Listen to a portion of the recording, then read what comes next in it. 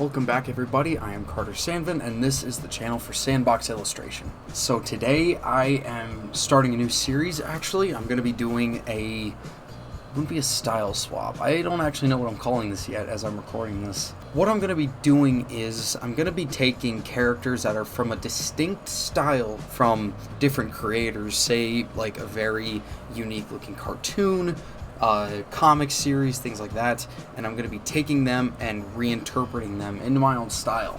Thought that this would be a fun way for me to not only exercise my own skill in trying out some different designs and features that other people have created, but also giving you guys a little bit of a taste of some of those properties that you might like yourself and bringing them over here. I think that it could be kind of fun for both of us. So like it wouldn't be a style swap, it would be more of a style shift. No, that doesn't roll off the tongue. Style switch is pretty good. I like that. Yeah. We'll go with that. It's a style switch.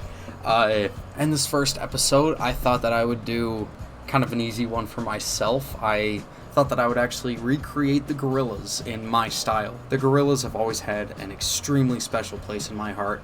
I've been listening to them since I was 15. I've always been a huge fan of the art that has come along with it. Everything creatively with that property has been such an inspiration for me. Even listening to them at first is kind of what got me a little bit into wanting to make music back when I was a younger kid. Don't really want to anymore, but I had a phase where I wanted to become a musician, and they were kind of what started that. And of course, drawing Gorillaz for years and years, or not years and years, let's say months and months, seeing how they created their characters inspired so many ways that I wanted to design my own characters. And so I thought that coming back to the Gorillaz today would be a fun way for me to show not only how my style would apply to it and taking the unique designs of the characters into my style, but also something for myself. Since I used to draw them a lot when I was a younger kid, it would be nice to see how far along I've come in actually drawing these characters.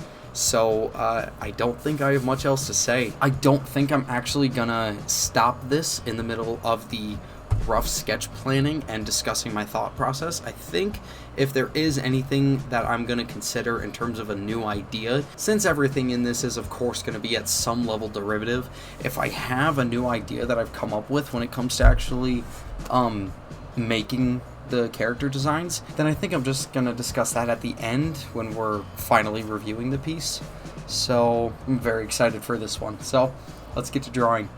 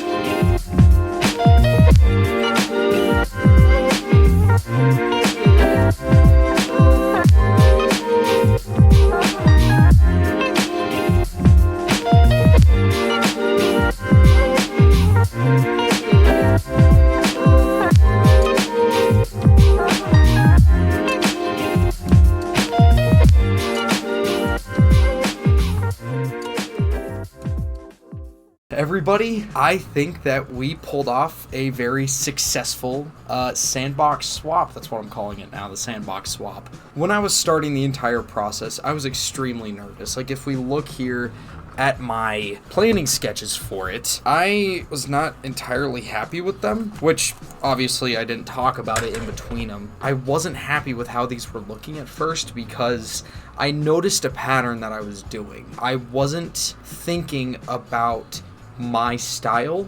I was thinking about how I would translate Jamie Hewlett's style into my style. That doesn't sound like a bad thing, but what it resulted in at first, especially with these sketches, was I was sort of mixing the two, and that's not what I wanted to do. I wanted to draw the characters as if they were people that I created, instead of someone else's drawing and then me like tweaking it so that I put in my features.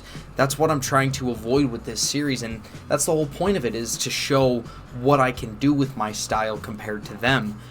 So at first, I wasn't happy with how they were looking, especially in the planning sketches, because I was still, specifically in hair most of all, I was still drawing hair as Jamie Hewlett would, not how I would. Not completely, but the way that I structure hair in this doesn't look like how I would do it. Luckily though, when I got into the final sketch, I took a look at it and I noticed that's not how I would do it. So I tried to work with it as I would, and I think I pulled it off. Now, one thing that I will note is when it comes to the noodles, you have regular Noodle with the mask on and then Cyborg Noodle. Looking at those two, it's kind of odd how their hair looks because I've never actually drawn a haircut like that. Like, it looks like they were almost given some sort of like quasi mullet, I should say. That might be a really stupid way to put it, but I've never drawn that haircut before, so that was kind of awkward, but maybe that could have been better translated into my style. But the biggest one, most of all, was especially 2D's hair. So the first one up here, if we have I have my planning sketches here, how I drew his hair in the planning sketch was a perfect example of, I'm not creating hair, I'm creating Jamie Hewlett's hair. And I wanted to avoid that, so I just decided, forget what it is, just look at the general pattern of the hairstyle, look at the general flow of the hair itself, and think about how that would apply to a real person. So that's a good way to put it, is when it comes to these, I almost have to picture them as real people and then create that. Because I'm really good, I would say, one of my strong suits, I would say, is creating real people into my style. So I had to work with it a little bit, but what you get with his hair now is something that's a lot wavier, but it still has that messy hairstyle, and I personally think it really works. And there were a couple things that I tweaked as well. Some of the characters aren't making like the exact facial expressions, for one, that they are in the sketch. So Russell, for one, I personally like what I did with his head because I haven't really drawn heads at that angle before. I've noticed an issue of mine where I tend to draw head angles a bit too stationary. It looks like they just go up, down, and then left, and then right. If you're drawing someone, especially with them sitting at a certain angle, they may be looking forward, but the camera or the perspective is at a different angle, their head's going to be slightly more tilted in any single way. They're not going to be sitting there just like rotating on a clean swivel up and down there's going to be some rotation and fluid movement in there. So his head, I think, is a great improvement from how I used to draw heads. I wanted to play a little bit specifically with just trying to make some features be a bit more fantastical, because I think that is something that I like to do personally with my drawings, is to really put emphasis on some of the features that may be a bit out of this world, especially when it comes to designing stuff like my comics. And so, for one, Russell, I wanted to give him the glowing eyes to really show that he is possessed. But another one too, like the harpoon, I wanted to give it much more of a look like it's like smithed and crafted metal that has been through some stuff. By the way, I'm just gonna say this. When I'm talking about stuff that I say that I'm improving, I'm not dogging how Jamie Hewlett has designed these. He's designed them in the way that he would, and I think that it comes across perfectly. But if I'm going to reinterpret it, I need to think about it from the lens of what I would do. I need to think about if I were the creator of the Gorillaz, not just recreating Jamie Hewlett's, because I don't think that you would actually get anything out of the piece if you were to just see essentially the line work done in a different fashion and then maybe the shadows done in a different fashion. That's all that it would be at the end of the day. I wanted to like recreate these guys from scratch. And so you get some other things where you see a lot of maybe a bit more fluidity in clothing, and especially where it comes to having like scarves or a handkerchief like you see on Murdoch and Noodle. And like Noodle's mask, for one, I wanted to give it a bit more detail to where it looked like a mask. Down here too, I gave the chest a slightly different design because I was thinking more, if this truly is going to be a style rehaul, let's call it that, or a style overhaul, I want to think about how I would design a chest where a bunch of characters were going to be standing around it. Something a bit more of a nautical feel. And you even have Russell in the back resting his arm on a barrel. That I really like. Since it's Cyborg Noodle, the one with the vest on, Noodle's eyes, it's not that easy to notice when you're directly looking at them, but if you zoom in, I tried to give them bionic looking eyes. So you have some smaller details in there, and maybe even some like glow at the very center of it. Just looking at all this, I gotta say, I don't even know if I could have come up with original characters like this, but I think it's very nice to see this sketch is very distinct from the source material. And that's what I wanted to pull off with this. I don't see it as a judgment or a critique. I see it as an homage, saying like, I love the work that you've done. Let me see what I can do with it. That's what I want out of this series. I hope that you guys are excited to see some other ones. I would love to do other shows, maybe stuff like maybe like Adventure Time or South Park, stuff like that. But anyway, I think that's all that I have to say. Overall though, I think we're just gonna call it a day right here, and a finished sketch. So this was Carter Sandvin with Sandbox Illustration. Make sure to check in the description for links to more of my content. Then like the video, comment on it, and subscribe for weekly art-related videos. That should be it though. Have fun, dudes.